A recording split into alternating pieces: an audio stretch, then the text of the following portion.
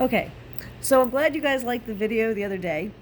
I'm going to attempt to do a video to go over lessons 13, 15, and 16 today with a tiny bit of 14 in there, but it's not going to be nearly as much as you think. I'm really just going to cut to the chase. So I know this is going to sound like a lot, but we're skipping all the way to the end of lesson 15, where we're going to go over a whole bunch of types of angles, most of which you've dealt with, well, some of which you've dealt with before.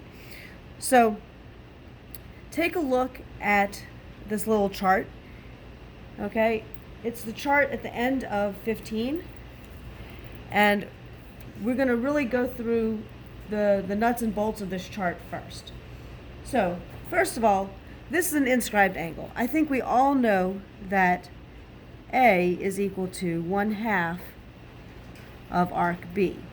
We don't really have to go over that. We've done that before. The reason they reintroduce it is because a secant tangent, the idea where you have a tangent and a secant that form an angle, really works kind of the same way.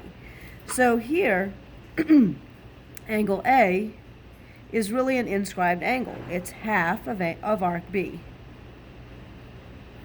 Okay, and that really is most of lesson 13, and I'm going to show you an example of 13, but that's really the nuts and bolts of 13. So let's go back a bit to 13. I'm going to go to the exercises. We're going to do exercise 1. It's an okay example. Here you've got this little angle of 34. That means that arc BC, this is the new concept, arc BC would be twice that, which is 68. Then they want us to do a whole bunch of stuff we've already done before. Angle A is an inscribed angle, so angle A is half of 68,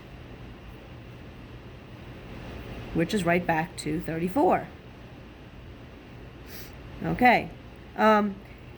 If you look at angle EDB, it's an angle inside of a semicircle, so it has a 90-degree measure, which means that B is 90 minus the 34.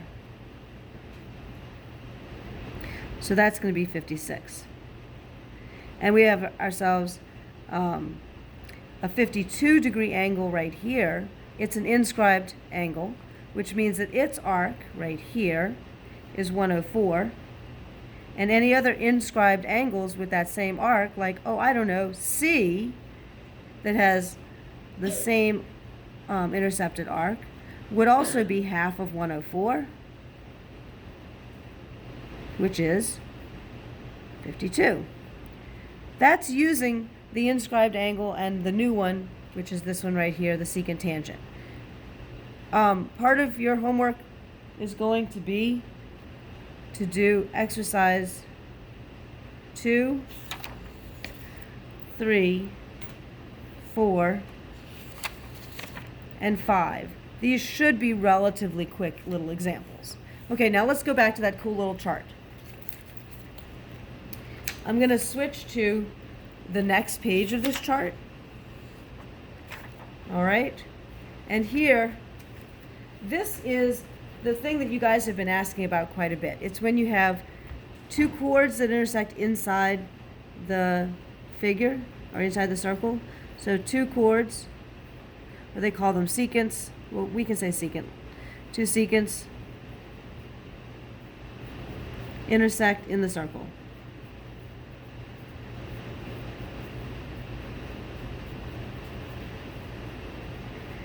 Okay, and I told you that I'd give you a theorem for that. So angle A is not at the center, because the center is here, but angle A is really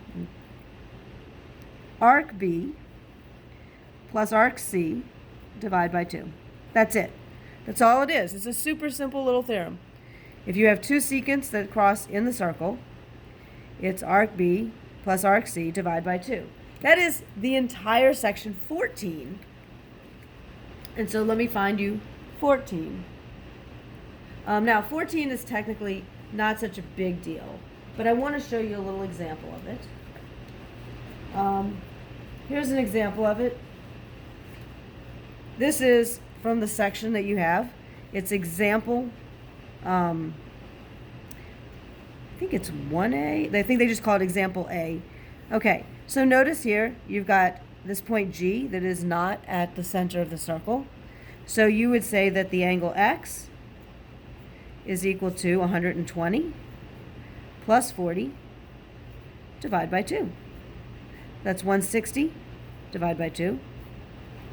So X is 80.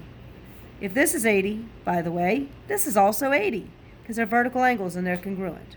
The only other thing we can do to complicate things, I guess you could say, is to say, what if, nope, actually I think they did the same exact thing. So I'm not even going to do B.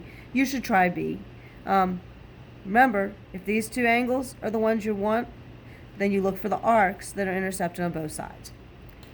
That's really all of lesson 14. And now you know why I'm not spending an entire day on it. Now the last two come from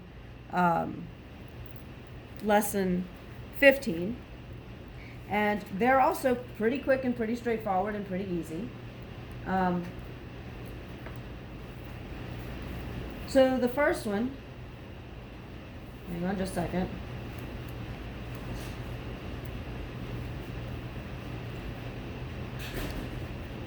Okay, so the first one is right here. It's where you have the intersection of the two secants.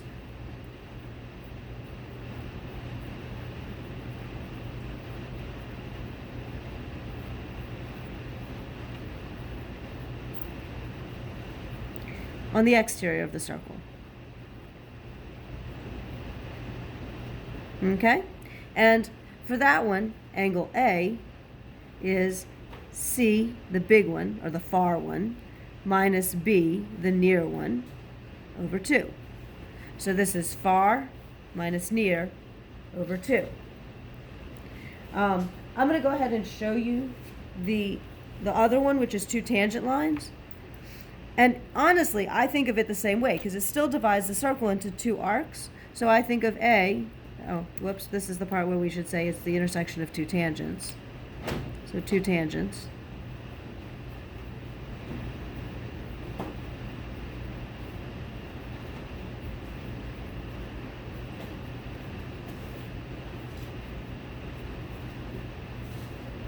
Okay, so here, A, really it's just the far away arc minus the near arc divided by 2. So again, it's C minus B over 2. And you might be saying, wait, there's no difference. You're right, there's no difference. So let me do a quick example for you from lesson 15. All right. So on lesson 15, this is the exercises I've chosen to do. I'm going to find X. X is the angle.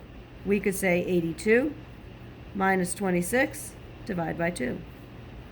All right, and 82 minus 26, so you get a 6. It's 56 divided by 2. That's 28. So X is 28. Here, they didn't give us the near, but we can figure out the near because the whole circle is 360. So if we say 360 minus 252, that would be 108. So this interior here is 108. Because if you add these two up, you get 360. And so to find X, we just say far, 252, minus near, 108, divide by 2. And that gives us 144 over 2, which is 72. Okay, we've really covered 13, 14, and 15. That's it. Let me give you the assignment from those.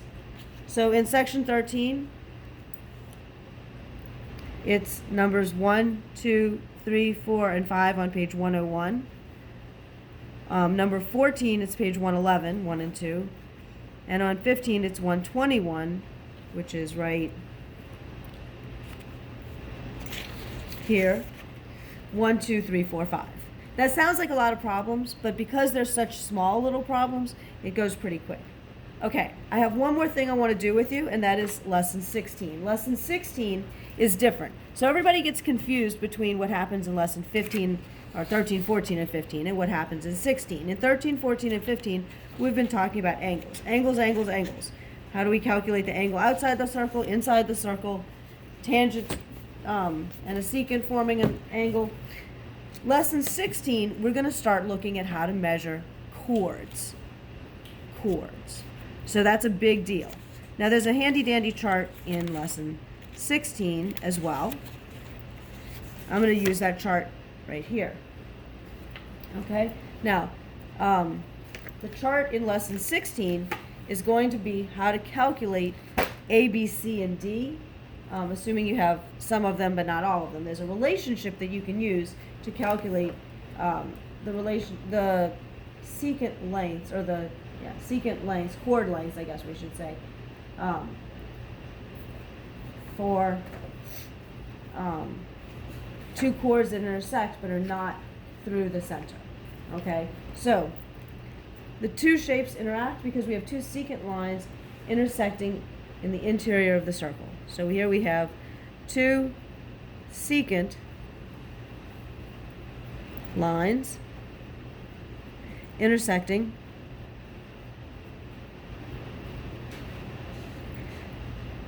in the interior of the circle.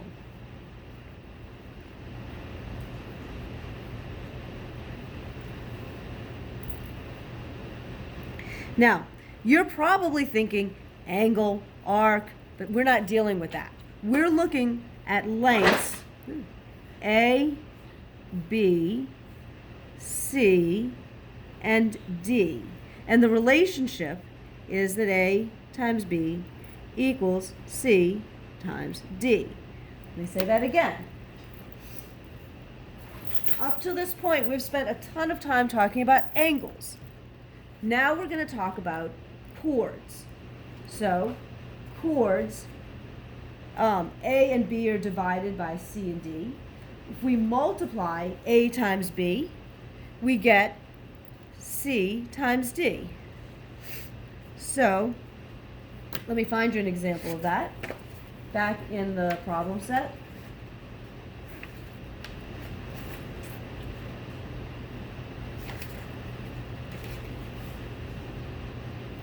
Or I think what I'm going to do is I'm just going to make up a little problem for you because they're pretty straightforward.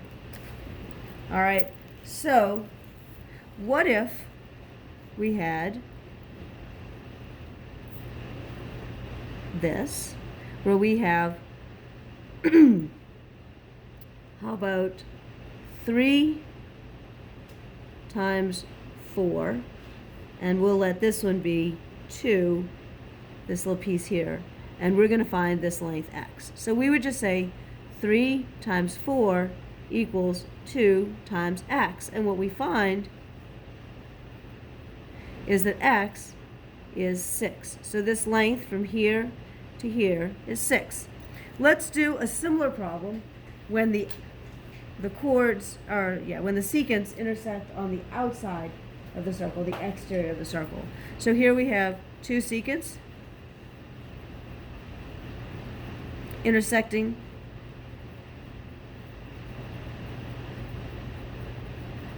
on the exterior, in the exterior of the circle.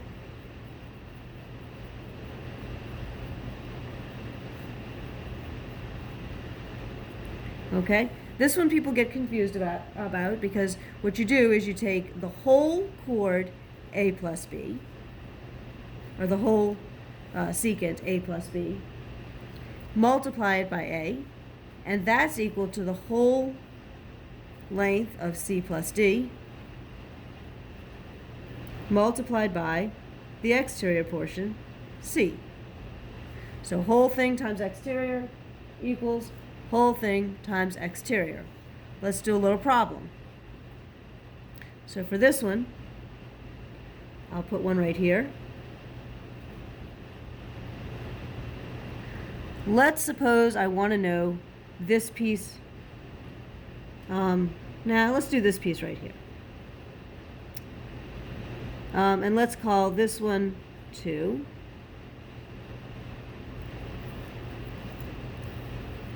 And let's say this one is 3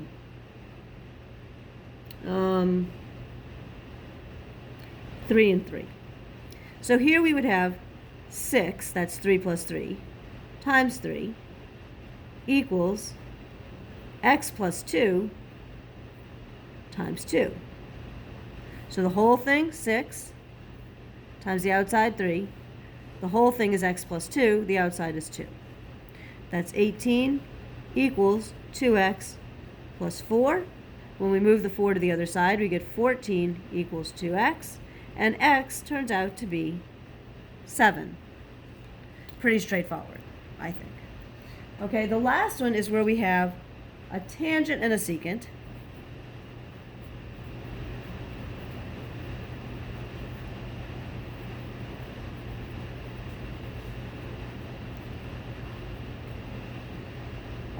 On the exterior of the circle.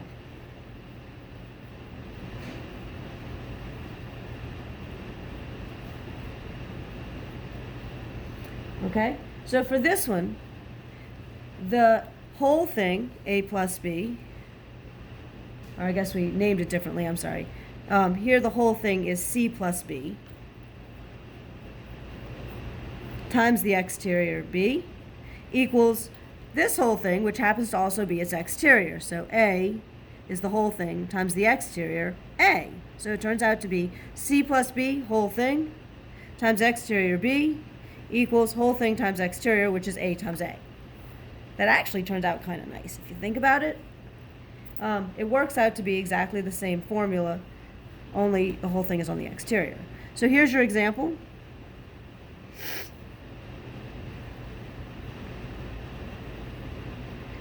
All right, so let's let this be 6. And let's let this be x times what do I want to do?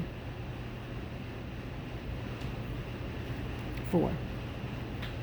All right, so the whole thing is x plus 6. I'm sorry, x plus 4. Right here, x plus 4 times the exterior, 4, equals the 6 squared. It's the exterior and it's the whole thing. So we have 4x plus 16 equals 36. 4x equals 20. And our little x turned out to be 5. All right? That's the whole lesson. Everything we need from this lesson. All right? So your problems for that are on page 129. You've got 1, 2, 5, 6, 7, and 8. I'm going to post all of that on the website, so if you need to know the problem numbers, it'll all be there. Okay, good luck.